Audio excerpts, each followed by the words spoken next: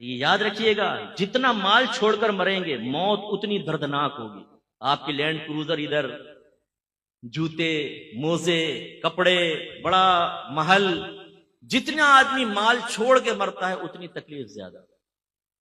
آپ کے پاس 40,000 کا موبائل ہے، کوئی سنیچ کر کے لے جائے تو دکھ ہوگا نا، لیکن 1,00,000 کا ہو تو، اور اگر 5,00,000 کا بریف کیس چھین کر بھاگ جائے تو، اور اگر آپ کی دکان میں 2 کروڑ کی ڈکیتی کر کے چلے جائیں تو، جتنا زیادہ مال چھنتا ہے اتنی اذیت اور تکلیف زیادہ ہوتی ہے، جو ابھی ہمیں نہیں پتہ چل رہی ہے، موت کے وقت ہوگی. لیکن ہم اس مال کے لیے جس کو ہم چھوڑ کر جائیں گے تو اولاد بعض اوقات نافرمانی میں خرچ کر کے ہمارے لیے گناہ جاریہ کرتی رہے گی، کیونکہ تربیت تو ہوتی نہیں، اور چھوڑ کر ہی جانا ہے. اس کے لیے چاہے جھوٹ بولنا پڑے، فراڈ کرنا پڑے، وراثتیں دبانی پڑے، رشوتیں لینی پڑے، دھوکہ دینا پڑے، حتیٰ کہ قتل تک کروانا پڑے. مروا دیتے ہیں لوگوں کو پیسے کے لیے، لیکن یہ مال حاصل ہو جائے. جیسی موت کا جھٹکا آئے گا، گئے حضرت. سیٹھ جی کو فکر تھی 1-1 کے 10-10 کیجئے. موت آ پہنچی کہ صاحب جان واپس کیجئے.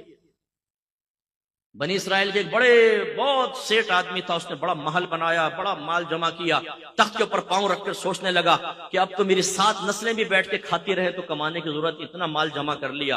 اچانک محل کا دروازہ بجا. اس نے خادم سے کہا جا کر دیکھو کون جاہلانہ طریقے سے بجا رہا ہے. وہ گئے تو دیکھا پورے پھٹے پرانے حال میں فقیر کھڑا ہے.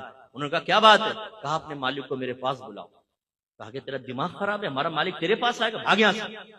اندر گئے، مالک نے پوچھا کون تھا؟ یہ حضور ایک فقیر تھا، آپ کو وہاں بلا رہا تھا. میں مجھے؟ تم نے مزہ نہیں چکھایا اس کو؟ پھر دروازہ زور سے بجا. خادم بھاگ کر گئے. کہنے لگے بھائی تو کیوں نوکری سے نکلوائے گا ہمیں؟ کیا چاہتا ہے؟ اس نے کہا اپنے مالک سے کہو میں ملک الموت علیہ السلام ہوں، اس کی روح قبض کرنے کے لیے آئے. او خادم کانپ گئے اندر. وہ آقا نے دیکھا، بولا کیا ہوا تمہاری حالت خراب کیوں؟ کہا حضور باہر تو ملک الموت علیہ السلام آپ کو لینے آئے. وہ بھی کانپ گیا. کہنے لگا ان سے کہو کسی اور کو لے جائے میری جگہ. ملک الموت علیہ السلام اندر تشریف لائے. فرمایا جب موت کا وقت آتا ہے پھر ٹلتا نہیں ہے، لیکن مجھے اللہ نے حکم دیا ہے کہ مجھے تھوڑی سی تجھے میں مہلت دے دوں، تو جو کرنا چاہتا ہے کر لے. اس نے کہا اچھا. سارا مال جمع کیا اور کہا اے مال تجھ پہ خدا کی لعنت ہو جائے، تو نے مجھے غافل رکھا اور تیری مشغولیت میں اپنے اللہ کو راضی نہ کر سکا، تجھ پہ لعنت ہو جائے. اس مال کو اللہ نے بولنے کی طاقت عطا فرمائی. اس مال نے کہا لعنت مجھے نہ کر، اپنے آپ کو لعنت کر. اگر تو مجھے اچھے انداز سے کما کر اللہ کی رضا میں خرچ کرتا، میں تیرے کام آتا. تو نے غلط طریقے سے خرچ کیا اور جمع کیا، تیرا نقصان ہے. میری وجہ سے تو نے عزتیں پائیں. تو اس وقت بادشاہوں کے دربار میں چلا جاتا تھا جب دینداروں کو وہاں سے ہٹا دیا جاتا تھا. اس مال سے تو نے عیش کیا ہے، اپنے آپ کو ملامت کر. اور پھر حدیث روایت میں آتا ہے کہ ملک الموت علیہ السلام نے اس کی روح قبض کی اور وہ پہاڑوں کے برابر اپنی دولت کو دیکھتا ہوا مر گیا. بے فکر رہیں، یہ عنقریب اعلان ہوگا.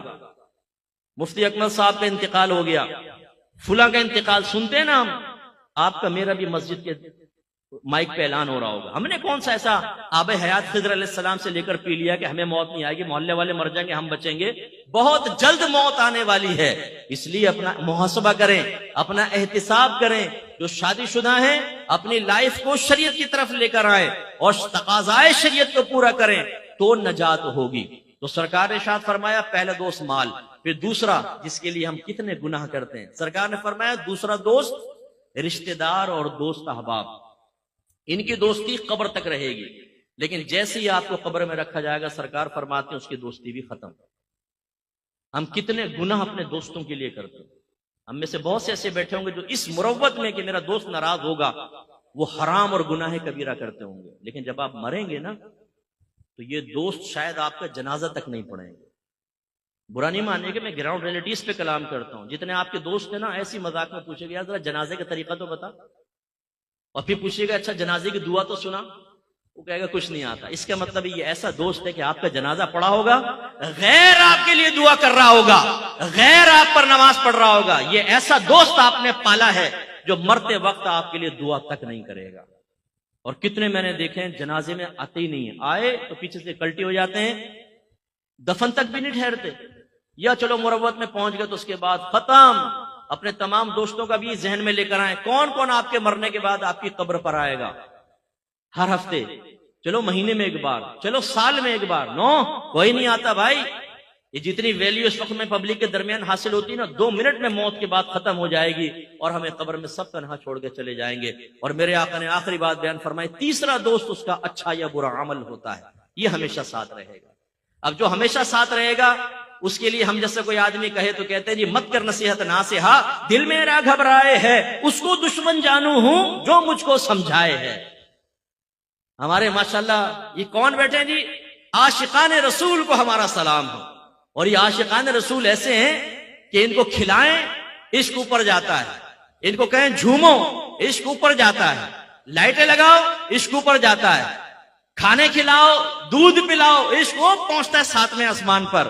اور اگر کہو کہ اللہ کے نبی کا حکم مانو تو 2 منٹ میں چہرے کے زاویے بگڑ جاتے ہیں۔ عاشق رسول غلام رسول ایک دم ایسا لگتا ہے کہ نبی کریم کے حکم کا دشمن ہے، نبی کریم کی سنتوں کو بہت سمجھنے والا ہے۔ بھائی یہ کیسا عشق رسول ہے؟ غلامی رسول میں موت بھی قبول ہے۔ بھائی یہ نعرہ لگا، لیکن غلامی رسول میں داڑھی بھی قبول ہے، یہ نعرہ بھی لگا لو۔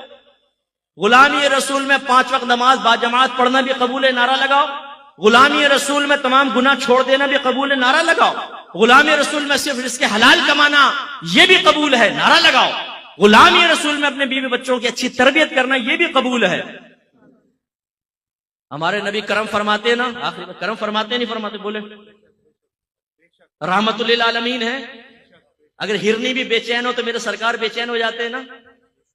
سرکار ہمیں دیکھ رہے عقیدہ ہے، چاہیں تو اللہ کی عطا سے دیکھ سکتے ہیں، دل کے خطرات تک پر واقف ہے میرے آقا صلی اللہ علیہ وسلم اللہ کی عطا سے، چاہیں تو اس محفل میں تشریف لا سکتے ہیں، اتنا کرم۔ لیکن اس عاشق رسول سے اگر آپ یہ کہیں کہ تم ایسا کرو، اپنے گھر کا دروازہ بند کر کے بیوی بچوں کو کمرے میں بند کر دو اور سرکار سے فریاد کرو یا رسول اللہ کرم فرمائیں، آپ کا عاشق کمرے میں بند ہے، کمائے گا نہیں، آپ ہی کھانا دیں گے، سب کچھ رحمت للعالمین انشاءاللہ دیں گے آپ کو، یار مرنے کو ہی دیں گے۔ ذرا آزما کر دیکھیں اپنے عشق رسول کو، 2 منٹ میں امتحان نہ ہو جائے تو پتہ چلے ہمیں۔ ہم نے زبانی دعوے اور نعرے کر کے نعرے لگا کر اپنے آپ کو بھی دھوکے میں مبتلا کیا ہوا ہے، اور اپنی آنے والی نسلوں کو یہ پیغام دے رہے ہیں کہ جس چیز سے نبیوں کی زندگی خالی ہے، صحابہ کی زندگی خالی ہے، اصحاب رسول کی زندگی خالی ہے، اولیاء کرام کی زندگی خالی ہے، وہ تم اختیار کرو۔ اور وہ کیا ہے؟ گناہ خوب کرو لیکن بس کہتے رہو غلامی رسول میں موت بھی قبول ہے، ہم رسول اللہ کے جنت رسول اللہ کی، بس سرکار کرم فرما دیں گے۔ بھائی سرکار ضرور کرم فرمائیں گے، میرے آقا کی رحمت بہت بڑی ہے، لیکن پورے قرآن کے احکام ایک طرف رکھ دیں، حدیث کے احکام ایک طرف رکھیں، اور صرف خالہ خامہ بس سرکار سے حسن ظن قائم کر کے آخرت کی تیاری نہ کریں، یہ کس نے سکھایا؟ تو پھر وہی میں نے آپ کو امتحان میں